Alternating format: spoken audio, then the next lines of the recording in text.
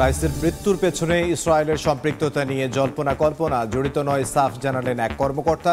বৃহস্পতিবার মাসাদে দাফন, ২৮ June president নির্বাচন। আইসিসিতে ইসরায়েলি প্রধানমন্ত্রী, প্রতিরক্ষা মন্ত্রী ও ৩ হামাস নেতার বিরুদ্ধে গ্রেফতারি পরোয়ানার আবেদন। ক্ষুব্ধ তেল আবিব, ওয়াশিংটন। গাজায় নিহত আরও শতাধিক। তাইওয়ানের রাজনৈতিক পরিবর্তন এলেও বজায় থাকবে এক চীন নীতি। উইলিয়াম লায়ের হুঁশিয়ারির পর সাফ জানালো বেইজিং। আন্তর্জাতিক সম্প্রদায়কে নীতি মেনে চলার আহ্বান।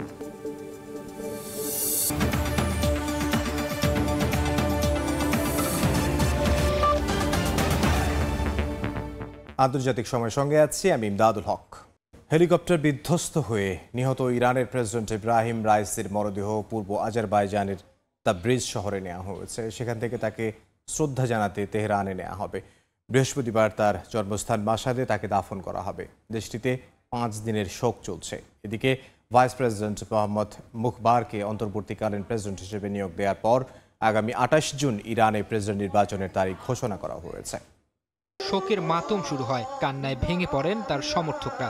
এখানকার আনুষ্ঠানিকতা শেষে তাকে শ্রদ্ধা জানাতে তেহরানে নেওয়া হবে। পরে জন্মস্থান মাসাদে দাফন করা হবে ইরানের প্রেসিডেন্টকে।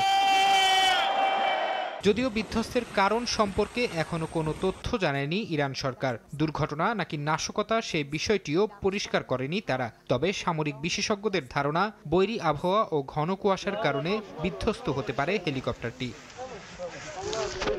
শীর্ষ নেতাদের এমন আকস্মিক মৃত্যুতে ইরান জুড়ে নেমে এসেছে শোকের ছায়া। রাষ্ট্রীয়ভাবে 5 দিনের শোক ঘোষণা করা হয়েছে। এরই মধ্যে ফার্স্ট ভাইস প্রেসিডেন্ট মোহাম্মদ মোখবারকে অন্তর্বর্তীকালীন প্রেসিডেন্ট হিসেবে নিয়োগ দিয়েছেন দেশটির সর্বোচ্চ ধর্মীয় নেতা Ayatollah Ali Khamenei.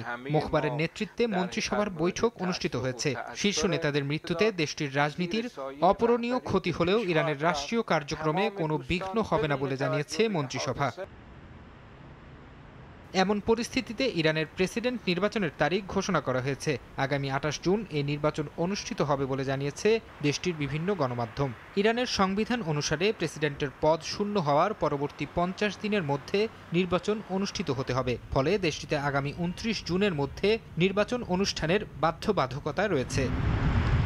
Farhad Chowdhury, সময় সংবাদ। পশ্চিমাদের আধিপত্য দমন করে উত্তপ্ত মধ্যপ্রাচ্যে সবচেয়ে ক্ষমতাধর দেশ এখন ইরান। ক্রমাগত নিষেধাজ্ঞা এবং হুমকিও টলাতে পারেনি তাদের। তেহরানকে এমন উচ্চতায় বসাতে অন্যতম গুরুত্বপূর্ণ ভূমিকা ছিল প্রেসিডেন্ট ইব্রাহিম রাইসির। মধ্যপ্রাচ্যে ক্ষমতার ভারসাম্য ফিরিয়ে আনতে দেখিয়েছেন মুন্সিয়ানাও। তাঁর মর্মান্তিক বিদায়ে প্রশ্ন উঠেছে, পশ্চিমারা নতুন কোনো খেলায় মেতে উঠবেন না তো? মার্কিন কেন্দ্রিক বিশ্ব ব্যবস্থাকে ভেঙে দিয়ে ইরানকে অন্য উচ্চতায় পৌঁছানো এক প্রতাপের নাম ইব্রাহিম রাইসি। তার নেতৃত্বে যখন বিশ্ব পরিস্থিতির আমূল পরিবর্তনের সূচনা করছে তেহরান, ঠিক তখনই মর্মান্তিক মৃত্যু হলো। তার মৃত্যু নিয়ে দেখা দিয়েছে নানা প্রশ্ন। ইরানকে পঙ্গু করতে নিষেধাজ্ঞার খেলায় মেতে আছে যুক্তরাষ্ট্র সহ পশ্চিমা জোট। 4 দশকেরও বেশি সময় ধরে নিষেধাজ্ঞার ভেতরেই লড়ছে তেহরান। তবে পশ্চিমাদের রক্তচক্ষুকে উপেক্ষা করেই মধ্যপ্রাচ্যের সবচেয়ে ক্ষমতাধর দেশ এখন তারা। শুধু তাই নয়, তেহরানকে দমাতে কম ফন্দি আটেনি তেল আবিবও। কিন্তু তাদের সব অপচেষ্টাকে পেছনে ফেলে তেল আবিবে ড্রোন হামলা চালিয়ে নিজেদের সামরিক সক্ষমতার প্রমাণ দিয়েছে। 1979 সালের ইসলামী বিপ্লবের পর যুক্তরাষ্ট্রকে মধ্যপ্রাচ্য থেকে হটানো, আঞ্চলিক প্রাধান্য বজায় রাখা এবং চীন ও রাশিয়ার সঙ্গে মূল্যবান জোটগুলোকে শক্তিশালী করাই ছিল ইরানের লক্ষ্য। এরই ধারাবাহিকতায় মধ্যপ্রাচ্যে ইরানের প্রভাব এখন ব্যাপক এবং বহুমুখী। চলমান গাজার সংঘাতকে কেন্দ্র করে ফিলিস্তিনি স্বাধীনতাকামী সংগঠন হামাস, লেবাননের সশস্ত্র গোষ্ঠী হিজবুল্লাহ, ইয়েমেনের হাউথি বিদ্রোহীদের প্রত্যক্ষ ও পরোক্ষ সমর্থন দিচ্ছে ইরান। সব ছাপিয়ে মধ্যপ্রাচ্যে ক্ষমতার ভারসাম্য বা ব্যালেন্স অব পাওয়ার বাগে রাখতে মুন্সিয়ানা দেখিয়েছেন প্রেসিডেন্ট রাইসি। তার মর্মান্তিক মৃত্যুতে মধ্যপ্রাচ্যে ইরানের প্রভাব অব্যাহত থাকবে কিনা তা প্রশ্নের মুখে এখন। জান্নাতুল সাদিয়া, সময় সংবাদ। অবরুদ্ধ গাজার রাফা সহ উত্তরাঞ্চলের জাবালিয়ায় ধ্বংসযজ্ঞ চালাচ্ছে দখলদার ইসরায়েল। নেতানিয়াহু বাহিনীর হামলায় গেল 24 ঘন্টায় উপত্যকাটিতে 100-র বেশি ফিলিস্তিনি নিহত হয়েছেন। এমন পরিস্থিতিতে ইসরায়েলের প্রধানমন্ত্রী, প্রতিরক্ষা মন্ত্রী ও হামাসের শীর্ষ কয়েকজন নেতার বিরুদ্ধে গ্রেফতারি পরোয়ানার আবেদন করেছেন আন্তর্জাতিক অপরাধ আদালত আইসিসির প্রধান কৌঁসুলি। এতে ক্ষুব্ধ প্রতিক্রিয়া জানিয়েছে ইসরায়েল ও যুক্তরাষ্ট্র। ইসরায়েলের প্রধানমন্ত্রী, প্রতিরক্ষা মন্ত্রী এবং হামাসের কয়েকজন শীর্ষ নেতাকে যুদ্ধাপরাধের অভিযোগে বিচারের মুখোমুখি করতে গ্রেফতারি পরোয়ানা জারির আবেদন করেছেন আন্তর্জাতিক অপরাধ আদালত আইসিসির প্রধান কৌঁসুলি। আইসিসির ওয়েবসাইটে প্রকাশিত প্রধান কৌঁসুলি করিম এ খানের একটি বিবৃতিতে ফিলিস্তিন ও ইসরায়েলি ভূখণ্ডে গত ৮ মাস ধরে চলা যুদ্ধে উভয় পক্ষের নেতাদের বিরুদ্ধে প্রায় একই অভিযোগ আনা হয়েছে।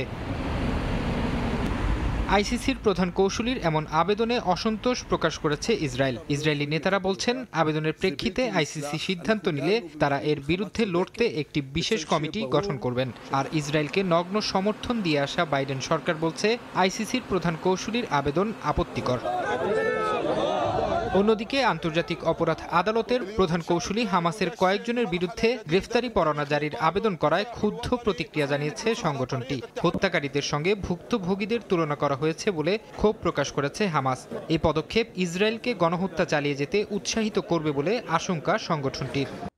তাইওয়ানের রাজনৈতিক পরিস্থিতি যাই হোক না কেন, এতে এক চীন নীতির কোনো পরিবর্তন হবে না বলে সাফ জানিয়েছে বেইজিং।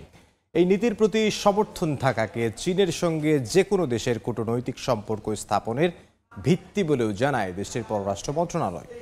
সোমবার তাইওয়ানের নতুন প্রেসিডেন্ট হিসেবে শপথ গ্রহণের পর উইলিয়াম লাই চীনকে সামরিক হুমকি দেয়া থেকে বিরত থাকতে বলেন। এর জবাবে নিজেদের অবস্থান স্পষ্ট করেছে বেইজিং। তাইওয়ান ঘিরে গেল কয়েক মাস ধরেই টহল দিচ্ছে চীনা সশস্ত্র বাহিনীর নৌযান। এমনকি চীনা বিমান বাহিনীর যুদ্ধ বিমানও বেশ কয়েকবার তাইওয়ানের আকাশ সীমায় মহড়া দিয়েছে। গেল জানুয়ারিতে উইলিয়াম লাই তাইওয়ানে অনুষ্ঠিত নির্বাচনে জয়লাভের পর চীনা মহড়া ব্যাপক আকার ধারণ করে। তাইপের ওপর চীনের ক্রমবর্ধমান সামরিক চাপের মধ্যেই সোমবার তাইওয়ানের নতুন প্রেসিডেন্ট হিসেবে শপথ নেন উইলিয়াম লাই। এরপরই তাইওয়ানকে চীনের রাজনৈতিক ও সামরিকভাবে ভয়ভীতি দেখানো বন্ধের হুঁশিয়ারি দেন তিনি। বলেন, যুদ্ধের ভীতি থেকে বিশ্বের মুক্তি নিশ্চিত করতে তাইওয়ানকে হুমকি দেয়া বন্ধ করতে হবে চীনকে। পাশাপাশি তাইওয়ানে ক্রমাগত আগ্রাসনের হুমকি দিয়ে আসা চীনকে দ্বীপটির গণতন্ত্রকে শ্রদ্ধা করা এবং সংঘাতের পরিবর্তে আলোচনার পথ বেছে নেয়ারও আহ্বান জানান তিনি। তবে তাইওয়ানের নবনির্বাচিত প্রেসিডেন্টের বক্তব্যকে ভালোভাবে নেয়নি চীন। সোমবার চীনা পররাষ্ট্র মন্ত্রণালয়ের ব্রিফিংয়ে মুখপাত্র ওয়াং ওয়েন বিনকে এ বিষয়ে প্রশ্ন করা হলে তিনি সাফ জানান, তাইওয়ানের রাজনৈতিক পরিস্থিতি যাই হোক না কেন, এতে এক চীন নীতির কোনো পরিবর্তন হবে না। তিনি আরও বলেন, এই নীতির প্রতি সমর্থন থাকাই চীনের সঙ্গে যে কোনো দেশের কূটনৈতিক সম্পর্ক স্থাপনের ভিত্তি। এটিকে গুরুত্ব দিয়ে দেখার আহ্বানও জানান তিনি। ফারহাদ চৌধুরী, সময় সংবাদ। মালদ্বীপ থেকে প্রতি বছর লাশ হয়ে ফেরেন অনেক বাংলাদেশি। এক একটি মরদেহ দেশে পাঠাতে পরিবহন খরচ হয় প্রায় ৩ লাখ টাকা। বিশ্বের বিভিন্ন দেশ থেকে প্রবাসীদের মরদেহ বিনা খরচে বহন করলেও বারবার উদ্যোগ নিয়ে আজ পর্যন্ত মালদ্বীপে এমন কোনো ফ্লাইট চালু করতে পারেনি বাংলাদেশ বিমান। খন্দকার ওমর ফারুকের তথ্য ও ছবিতে বিস্তারিত। মালদ্বীপে বিভিন্ন পেশায় ১ লাখের বেশি বাংলাদেশি কাজ করছেন। এদের কেউ জীবিত ফেরেন দেশে, আবার কেউ ফেরেন লাশ হয়ে। দেশীয় এয়ারলাইন্সে মালদ্বীপ থেকে যাত্রী সেবা মিললেও কার্গোতে মরদেহ সার্ভিস পাচ্ছে না রেমিটেন্স যোদ্ধারা। এতে অধিক টাকা খরচ করে পাঠাতে হয় অন্য এয়ারলাইন্সের মাধ্যমে। আবার অতিরিক্ত খরচ বহন করা সম্ভব হয় না বলে অনেকের মরদেহ কবর দিতে হয় বিদেশের মাটিতেই। তবে বাংলাদেশ সরকার বিভিন্ন দেশ থেকে প্রবাসীদের মরদেহ বিনা খরচে বহন করলেও বারবার উদ্যোগ নিয়ে আজও মালদ্বীপে এ ধরনের ফ্লাইট চালু করতে পারেনি বাংলাদেশ বিমান। আইন অনুযায়ী মালদ্বীপে ফ্রি ভিসায় বা অবৈধভাবে এসে কেউ মারা গেলে কোনো আর্থিক সহায়তা দেয় না দেশটির সরকার। এজন্য মরদেহ পাঠানোর খরচ বহন করতে হয় পরিবার বা সহকর্মী কিংবা প্রবাসীদের চাঁদার অর্থে। সম্প্রতি কুমিল্লা ও মেহেরপুরের 2 প্রবাসীর মৃত্যু হলে তাদের মরদেহ বহনে আগের মতোই অপারগতা প্রকাশ করেন মালে ঢাকা রুটে সরাসরি ফ্লাইট পরিচালনাকারী 2টি এয়ারলাইন্স কর্তৃপক্ষ। এতে ক্ষোভ জানান প্রবাসীরা। এমন অবস্থায় বাংলাদেশ বিমানের ফ্লাইট চালুরও দাবি জানান তারা।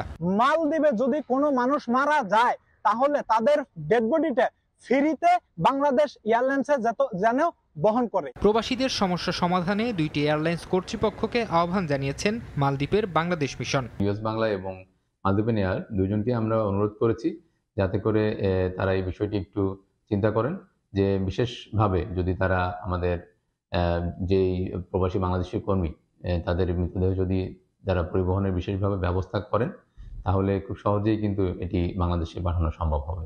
মালদ্বীপে কোনো বাংলাদেশের মৃত্যু হলে তাদের মরদেহ যেন বিনা খরচে দেশে পাঠানো হয় বাংলাদেশ সরকারের কাছে, এই দাবিও জানান প্রবাসীরা। এখানে একটা বাংলাদেশি অ্যালায়েন্স আছে, এখনো কিন্তু সেই অ্যালায়েন্সে আমাদেরকে এই ফ্রি ডেড বডি নিচ্ছে না। মৃত্যুবরণ করলে যাতে ডেড বডিটা ফ্রিতে বাংলাদেশে নিয়ে পৌঁছানো যায়। যদিও প্রবাসীদের মরদেহ বহন করার মালদ্বীপ এভিয়েশন অথরিটির অনুমতি সরাসরি ফ্লাইট পরিচালনাকারী দুটি এয়ারলাইন্স কর্তৃপক্ষের কাছে নেই। অনুমতি পেলে বিনামূল্যে প্রবাসীদের মরদেহ মালদ্বীপ থেকে বাংলাদেশে বহন করবে বলে জানিয়েছে একটি বেসরকারি বিমান সংস্থা। সময় সংবাদ, মালদ্বীপ। বিক্ষিপ্ত কয়েকটি ঘটনা ছাড়া সোমবার শান্তিপূর্ণভাবে শেষ হয় ভারতের লোকসভা নির্বাচনের পঞ্চম দফার ভোট। এদিন ব্যারাকপুর, হাওড়া, বনগাঁও ভোট কেন্দ্রের বাইরে তৃণমূল বিজেপি সমর্থকদের মধ্যে সংঘর্ষ হয়। বিশ্বজিৎ দাসের ক্যামেরায় বিস্তারিত জানাচ্ছেন সুব্রত আচার্য। ভারতের লোকসভা নির্বাচনের পঞ্চম দফায় ভোটারদের উপস্থিতি ছিল চোখে পড়ার মতো। তবে কোথাও কোথাও তীব্র তাপপ্রবাহ ও বৃষ্টি হওয়ায় ভোটে কিছুটা ছন্দপতন হয়। যদিও ভোট নিয়ে সন্ত্রাসের অভিযোগে সরব ছিল পশ্চিমবঙ্গের শাসক বিরোধী রাজনৈতিক শিবির। পশ্চিমবঙ্গের কেন্দ্রগুলোয় বিকেল 5টা পর্যন্ত ভোট পড়েছে 73%। তবে এই হার আরও বাড়বে বলে মনে করা হচ্ছে। এদিনের প্রায় 10 কোটি ভোটার ভাগ্য নির্ধারণ করলেন কংগ্রেস নেতা রাহুল গান্ধী, প্রতিরক্ষা মন্ত্রী রাজনাথ সিং, অভিনেত্রী স্মৃতি ইরানি, লকেট চট্টোপাধ্যায়, রচনা ব্যানার্জি সহ 695 জন প্রার্থীর। ষষ্ঠ দফার ভোট হবে 25 মে। মোটের ওপর শান্তিপূর্ণভাবেই শেষ হলো ভারতের 18তম জাতীয় লোকসভা নির্বাচনের পঞ্চম দফার ভোট গ্রহণ। আর এর মধ্যে দিয়ে শেষ হলো 543 আসনের লোকসভার মধ্যে 428 আসনের ভোট। এখন বাকি দু দফায় ভোট নেওয়া হবে 115 আসন। কলকাতার অদূরে ব্যারাকপুর লোকসভা কেন্দ্র থেকে সুব্রত আচার্য, সময় সংবাদ। যুক্তরাষ্ট্রে হস্তান্তরের বিরুদ্ধে আপিলের অধিকার পেলেন উইকিলিক্স প্রতিষ্ঠাতা জুলিয়ান অ্যাসাঞ্জ। স্থানীয় সময় সোমবার লন্ডনের হাইকোর্ট রায় দেন, যুক্তরাষ্ট্রের নাগরিক না হওয়ায় দেশটির আদালতে মত প্রকাশের স্বাধীনতার অধিকার পাওয়ার জন্য বিবেচিত নাও হতে পারেন এ যুক্তিতেই আপিলের অনুমতি দেন আদালতের দুই বিচারক। এদিন আদালতের সামনে অ্যাসাঞ্জের মুক্তির দাবিতে বিক্ষোভ করেন তার সমর্থকরা।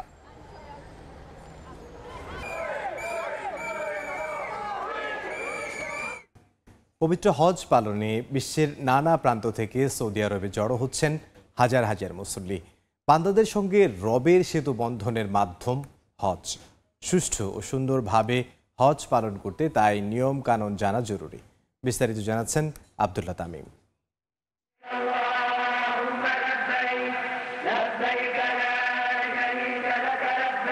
কাবাঘর সামনে রেখে যারাই নামাজ পড়েন তাদের জীবনের অন্যতম চাওয়া এক নজর কাবাঘর দেখা। সে কাবাঘরের উদ্দেশ্যে সারা বিশ্ব থেকে লাখ লাখ ধর্মপ্রাণ মুসলমান একত্রিত হচ্ছেন সৌদি আরবে। যারা মক্কায় গিয়ে প্রথমে উমরা করবেন তাদের প্রথম কাজ ইহরামের কাপড় পরিধান করা। কেউ যদি বাংলাদেশ থেকে সরাসরি মক্কার পথে রওনা হন তাহলে তার জন্য বিমানে ওঠার আগেই ইহরামের কাপড় পরিধান করতে হবে, কেননা জেদ্দা বিমানবন্দরের আগেই ইহরাম বাঁধার মিকাত পার হয়ে যায়।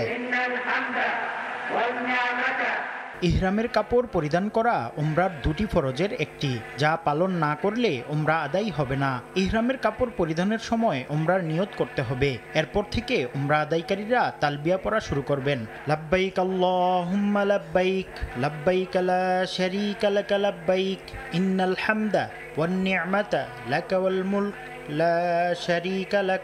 হে আল্লাহ, আমি তোমার দরবারে হাজির, আমি তোমার কাছে উপস্থিত, আমি হাজির, তোমার কোনো অংশীদার নেই। আমি তোমার দরবারে হাজির, নিশ্চয় সকল প্রশংসা ও নিয়ামত সামগ্রী সবই তোমার, রাজত্বও তোমার, তোমার কোনো অংশীদার নেই।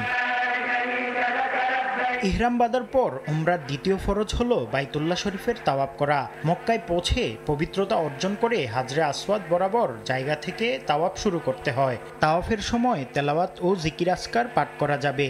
7 বার কাবাঘর প্রদক্ষিণ শেষ হলে মাকামে ইব্রাহিমে 2 রাকাত নামাজ পড়বেন। মাকামে ইব্রাহিম খালি না থাকলে মসজিদের যে কোনো অংশে নামাজ পড়লে সওয়াব পাওয়া যায়। উমরার ওয়াজিব দুটি, সাই করা ও মাথা মুন্ডানো। প্রথমে সাফা মারওয়ায় আরোহণ করে হাত তুলে উমরা আদায়কারীরা দোয়া করবেন, এরপর মারওয়া পাহাড়ের দিকে রওনা হবেন। এভাবে 7 বার আরোহণ করে মারওয়া পাহাড়ে এসে সাই শেষ করতে হবে। সাই শেষে উমরা পালনকারীরা মাথা মুন্ডন করবেন। পুরুষরা মাথার চুল ছাঁটবেন এবং মহিলারা চুলের নিচ থেকে সামান্য অংশ কাটবেন। আব্দুল্লাহ তামিম, সময় সংবাদ। আন্তর্জাতিক সময়ের শীর্ষ সংবাদ জানিয়ে দিচ্ছে আরও একবার। রাইসের মৃত্যুর পেছনে ইসরায়েলের সম্পৃক্ততা নিয়ে জল্পনা কল্পনা, জড়িত নয়, সাফ জানালেন এক কর্মকর্তা। বৃহস্পতিবার মাসাদে দাফন, 28 জুন প্রেসিডেন্ট নির্বাচন। আইসিসিতে ইসরায়েলি প্রধানমন্ত্রী, প্রতিরক্ষা মন্ত্রী ও 3 হামাস নেতার বিরুদ্ধে গ্রেফতারি পরোয়ানার আবেদন। ক্ষুব্ধ তেল আবিব, ওয়াশিংটন। গাজায় নিহত আরও শতাধিক। এই ছিল আন্তর্জাতিক সময় সংবাদ নিয়ে থাকবেন সহকর্মী রাইসা জান্নাত। ধন্যবাদ ইমদাদ। সময় সংবাদ নিয়ে ফিরছি কিছুক্ষণ পরে, সঙ্গেই থাকুন সময়।